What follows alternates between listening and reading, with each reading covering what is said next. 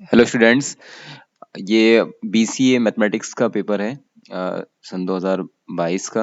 इसको हम सॉल्व करते हैं। ठीक है, फर्स्ट सेमेस्टर का। सबसे ये पूरा पेपर दो पार्ट्स में डिवाइड होता है, part a and part B.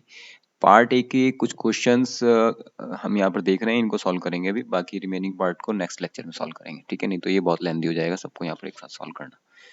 सो देखिए फर्स्ट क्वेश्चन क्या है यहाँ पर। पहले क्वेश्चन का पहला पार्ट, क्वेश्चन नंबर 1 का पार्ट ए।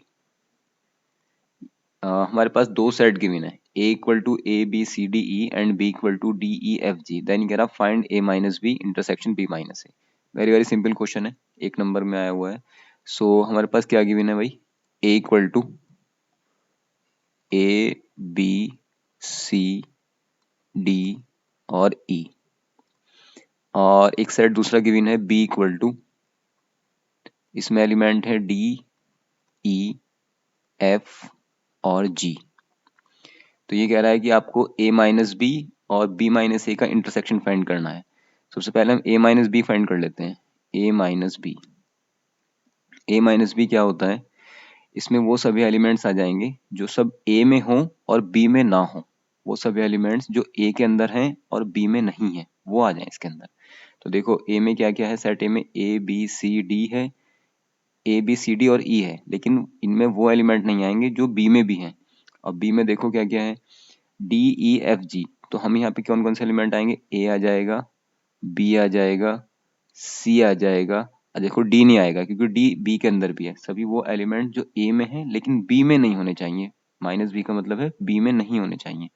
तो डी नहीं आ सकता है, ई भी नहीं आ सकता है। बस इतने तीन एलिमेंट ही आएंगे इसका मतलब। ठीक है, इससे आगे नहीं आएंगे इसके अंदर।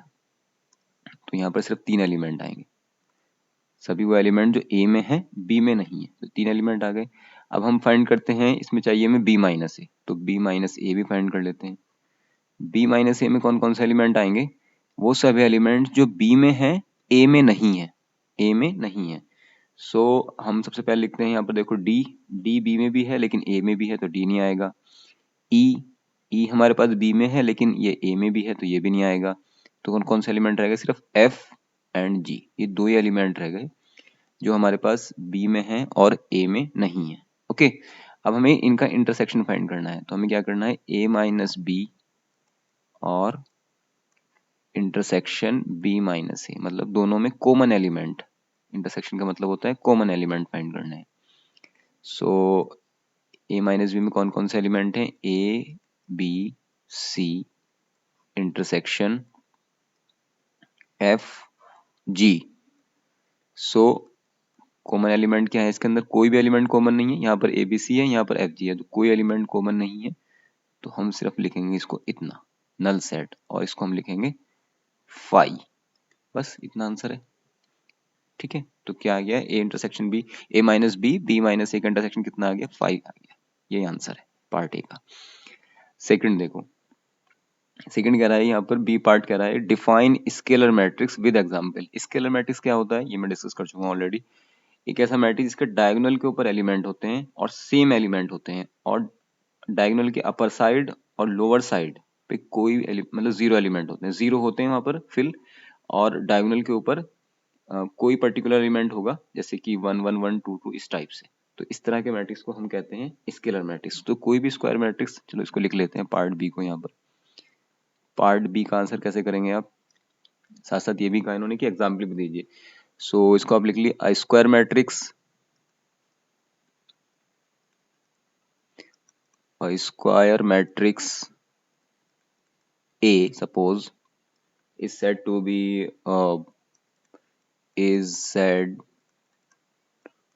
to be diagonal, is said to be symmetric, sorry, scalar matrix is said to be, scalar की बात हो रही ना, जी हाँ, स्केलर मैट्रिक्स की बात हो रही, is said to be scalar matrix. कोई भी स्क्वायर मैट्रिक्स स्केलर मैट्रिक्स कहलाता है इफ, ऐसे लिख सकते हैं, इन विच, इन विच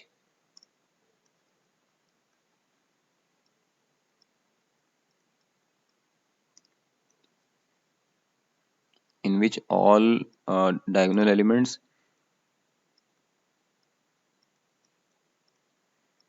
all the diagonal element, yes लिखो, all the non-diagonal element, non-diagonal elements are 0 and the diagonal elements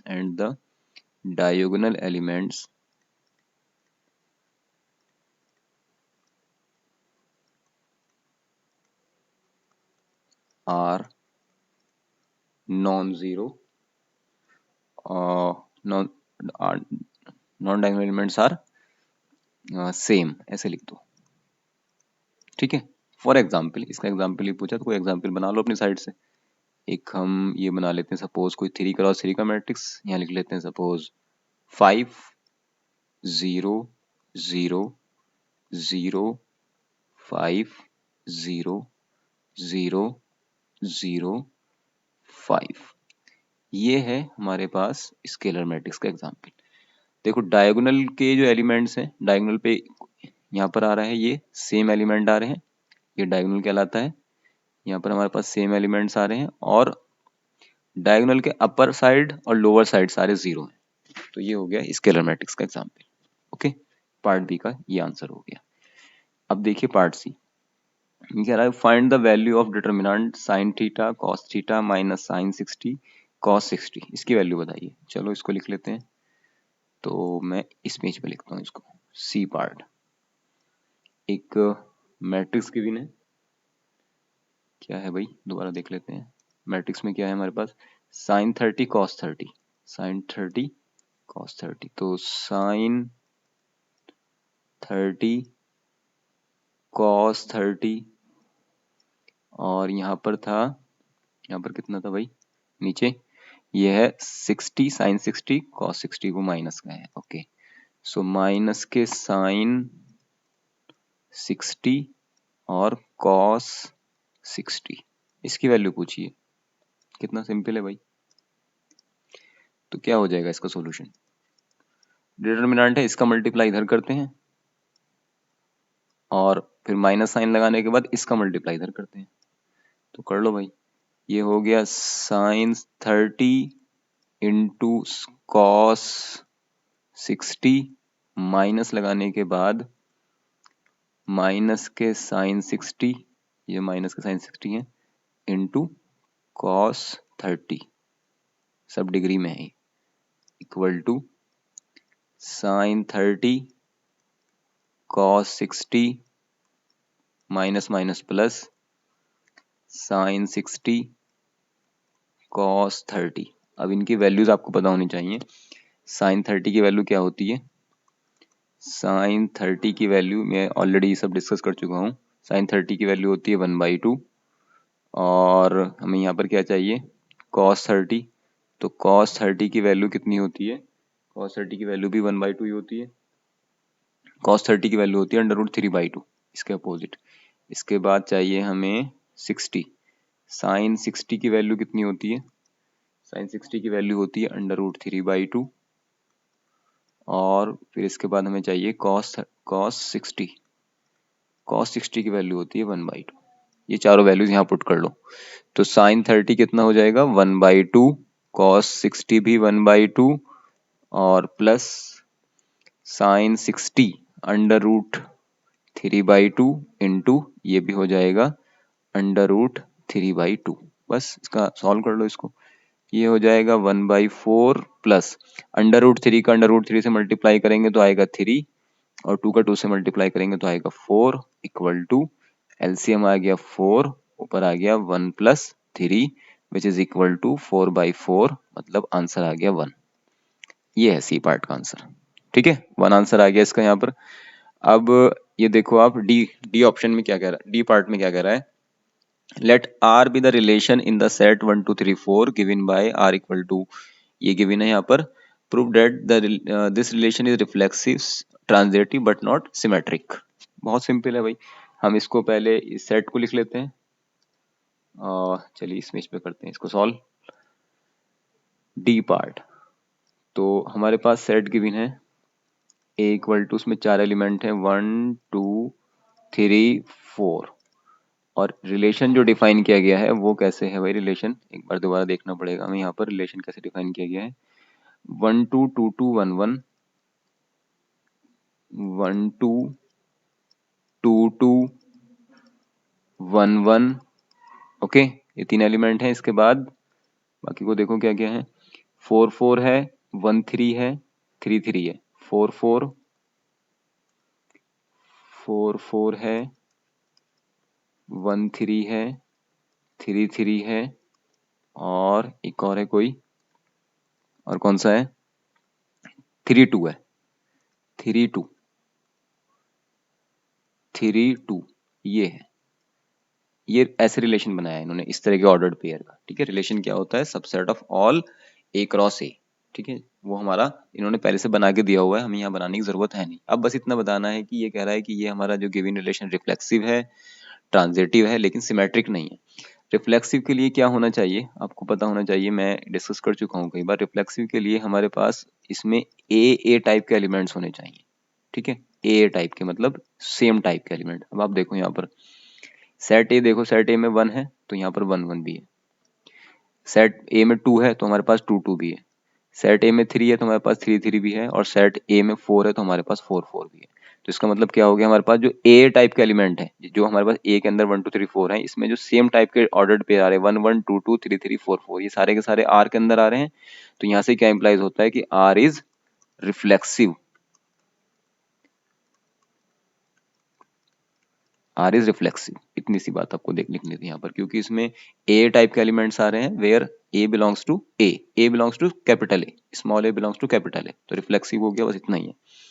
दूसरा कह रहा है कि ये ट्रांजिटिव होगा। ट्रांजिटिव के लिए ये होता है कि हमारे पास इसमें ए बी है, आर के अंदर अगर ए भी बिलोंग करता है एंड साथ ही साथ बी और सी भी बिलोंग करता है, तो इम्प्लाइज करना चाहिए कि ए और सी भी बिलोंग करे हमारे सेट आर के अंदर, ओके। ये सब कुछ मैंने डिस्कस किया हुआ है क्लास में। सो अब देखो, अगर आप 1 2 लेते हो, अगर आप यहाँ से 1 2 लेते हो कि आप कहते हो कि 1 2 आर के अंदर बिलोंग करता है, और ले लो आप 2 से स्टार्ट होने वाला कोई दूसरा 2 2 ले लेते हैं सपोज, ठीक है। ये दोनों एलिमेंट हैं आर के अंदर, ये दोनों एलिमेंट आर में है, तो अब 1 2 2 2 है तो क्या 1 2 फर्स्ट और लास्ट भी आर के अंदर होना चाहिए, तो 1 2 तो है ही, ठीक है। अब आप दूसरा कोई एलिमेंट ले सकते हो, जैसे आपने ले लिया मान लिया 4 1 3 1 3 देख लो आप, 1 3 ले लो और 3 3 ले लो, तो फिर 1 3 इसके अंदर आ जाएगा। जो भी एलिमेंट आगे देखेंगे उसमें ये कंडीशन यहाँ पर फुलफिल हो रही है, ठीक है। तो इसका मतलब ये हो गया ये हमारा गिवन रिलेशन जो है वो ट्रांजिटिव भी है। अब तीसरी कंडीशन है सिमेट्रिक की, ये कह रहा है कि सिमेट्रिक नहीं है, सिमेट्रिक नहीं है, चेक करते हैं। सिमेट्रिक होने के लिए क्या होना चाहिए कि अगर इसमें ए बी टाइप के एलिमेंट हैं, अगर ए बी टाइप के एलिमेंट्स आर में बिलोंग करते हैं, तो बी ए टाइप के भी बिलोंग करने चाहिए, बी ए टाइप के भी बिलोंग करने चाहिए सिमेट्रिक के लिए। अब आप देखो यहाँ पर 1 2 है हमारे पास जो आर में बिलोंग करता है, लेकिन 2 1 आर में बिलोंग नहीं करता, ठीक है। 1 2 बिलोंग करता है तो 2 1 बिलोंग नहीं करता। देखो 2 1 नहीं है ना आर के अंदर कहीं भी, 2 1 नहीं है, एक मिल गया एलिमेंट ऐसा। अब हम इसका मतलब क्या हो गया कि ए बी तो इसके अंदर है लेकिन बी ए इसके अंदर नहीं है, मतलब उसका अपोजिट अगर कर दें ऑर्डर पेयर का, ऑर्डर चेंज कर दें हम, तो वो हमारा दूसरा ऑर्डर पेयर जो है वो आर के अंदर बिलोंग नहीं कर रहा है। तो यहाँ से इम्प्लाइज होता है कि आर क्या है, is not symmetric, is not symmetric relation. बस इतना ही आपको यहाँ बताना था। तो हमने तीनों को दिखा दिया कि रिफ्लेक्सिव भी है, ट्रांजिटिव भी है और सिमेट्रिक नहीं है। इतना ही आपको बताना था इसके अंदर, ओके। सो आज हम इतना ही, इस पार्ट में इतना ही सॉल्व कर लेते हैं, क्योंकि बहुत लेंदी हो जाएगा लेक्चर अगर मैं इसको ज़्यादा और इसमें इसके रिमेनिंग पार्ट को सॉल्व करता हूँ। नेक्स्ट पार्ट में, इस वीडियो के नेक्स्ट पार्ट में इसके रिमेनिंग पार्ट जो भी इसके रह गए हैं ABCD और जितने भी FGHIJ जहाँ तक भी होंगे वो सारे सॉल्व करेंगे। फिर नेक्स्ट में हम बी पार्ट को सॉल्व करेंगे, okay, part b question paper का। सो यहाँ तक आई होप ये बहुत सिंपल है, सब कुछ ऐसा है जो मैंने डिस्कस किया हुआ है क्लास में, कुछ भी इसमें ऐसा नहीं है कि आपको कुछ नया लगे। तो बहुत इजी पेपर है, ठीक है। तो आप इसे अच्छे से सॉल्व करें सारा। मैं इसको आपके पीयूटी से पहले अपलोड कर दूंगा यहाँ पर, ठीक है। Okay, thank you so much.